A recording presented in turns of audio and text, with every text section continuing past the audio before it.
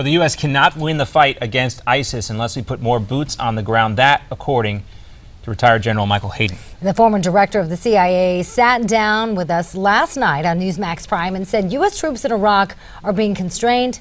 Take a listen to what he had to say. Yes, it's quite possible that ISIS wins. And John defines that as essentially ISIS has this para-state the size of Belgium in the middle of the Middle East. In 1 or 2 years from now, ISIS is going to chalk that up as a victory. We've got boots on the ground. We've got 3,000 pairs of boots on the ground. And so I think we're beyond that threshold. I think we need more boots on the ground. I think we're under-resourced. And more importantly, and you suggested this with your setup, JD, not just under-resourced, but over-regulated. Even the forces we have there now aren't free to do the kinds of things they're capable of doing. They're not free to move forward with Iraqi units below the brigade level. They're not free to have tactical air control parties forward in order to bring in precise air power. We don't use our special operations forces very often, although we did have one successful raid about 10 days ago. There are more things we could be doing even with the forces we have. But again, we're over-regulated and constrained. I don't know the fine print. I'm not in government. I'm looking at the same things you're looking at, though. And it appears to me that the political control of this military effort is actually incredibly powerful. Not exactly the news that you want to hear on a Friday, but when you hear General Hayden say that, though, that I'm looking at the same things that you are looking at. He's talking about the news reports and all that. Right. But he has that perspective, having been the former director of the CIA, and to hear him say that it is the political structure of the military that is impacting the lack of results there in the Middle East, I think it's very telling. Well, I think it's very difficult because this wasn't exactly the most popular war, and it definitely...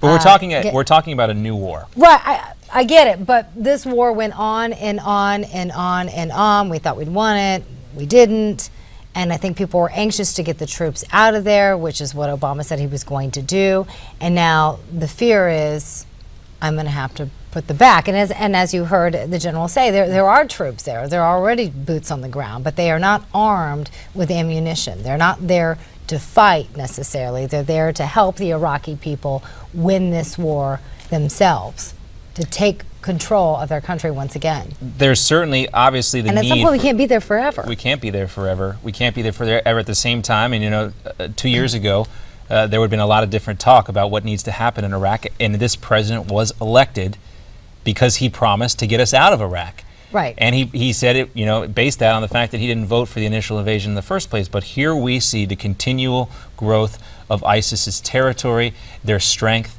You see even their social media presence getting bigger and bigger, and their reach, whether it's direct or not in this country. That is what obviously needs to be addressed. The president promised to degrade and destroy ISIL, and obviously whatever he's trying right now isn't working, and it might be time for a new strategy. Well, I know we always say woulda, coulda, shoulda, but I mean, I think it was clearly, and I think a lot of experts will agree, clearly a mistake to try to move out forces as quickly as they did, and then to give exact timelines. I think that certainly didn't help. Let's talk a little bit more. John Hanna, former national security advisor to Dick Cheney, says the U.S. is, quote, drinking the Kool-Aid by not being more aggressive in the fight against ISIS. Yeah, Hannah with Newsmax TV's Steve Malmsberg. Let's take a listen to what she had to say.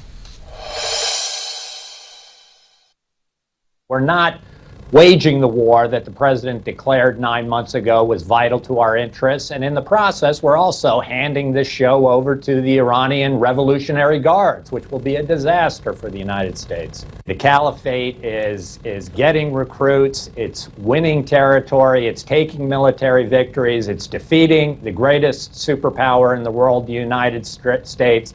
Thousands of Westerners are on the move or inside of Syria and Iraq already fighting for these guys, all with passports that'll bring them back here to the United States. And for anybody who doesn't believe that ISIS at some point in time is going to be directly sponsoring, supervising, and plotting attacks, major attacks against the United States and the West, I think they're drinking the Kool-Aid. We're in great danger. The longer this goes on, the higher the cost it's going to be to us and our standing in the world, and American blood will flow, I fear. You can't talk about Iraq and ISIS without talking about Syria. Of course, it's in their name here. When you look at, though, the president with Syria was going to do some sort of military action, then backed off, then he wanted congressional approval.